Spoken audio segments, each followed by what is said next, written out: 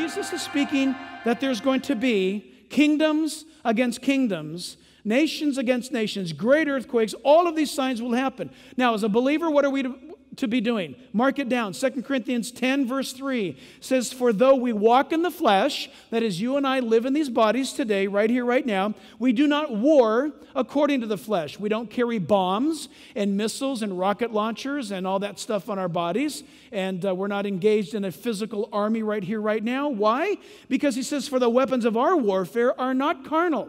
They are not of this world. They're not made of human efforts. They're not nuclear. They're not conventional weaponry. They're not bullets. They're not 50 millimeter guns. Those don't matter. You can shoot a demon or an angel with a bazooka. It's going to go right through them. You understand what I'm saying? It's a spiritual battle. You and I are engaged in a spiritual battle. It'd be easier if it was a physical battle, wouldn't it? You'd know where to point your gun. Spiritual attacks come against your life. How many of you are Christians? Raise your hand right now. Let me see. Your life is under a spiritual attack. And the goal of the enemy is to attack you, by the way, day in, day out, in such a way that you do not detect that he's attacking you. He's coming after your husband, your wife, your kids. He's coming after your singleness. He's coming after your money. He's coming after your health. He's attacking. The enemy is. How do you fight that stuff?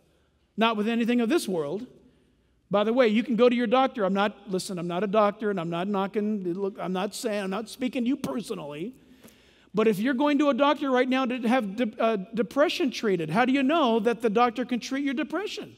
Maybe he can, and maybe he can't. Have you stopped to determine, fall on your face, and seek God to find out that your depression is none other than a spiritual attack? It happens. I'm not going to wash my laundry in front of you guys, but so many times, I don't know about you, man, I'll be praying and I'll be preaching a message, or God will be using my life, and I don't know why, but a big funk comes over my heart.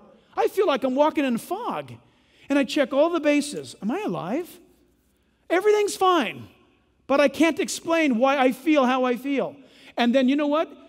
I'll start to pray, seek God, cry out to God. Sometimes it takes a day, sometimes it takes a week. I've had a year and a half where it was not lifting, and then it lifts.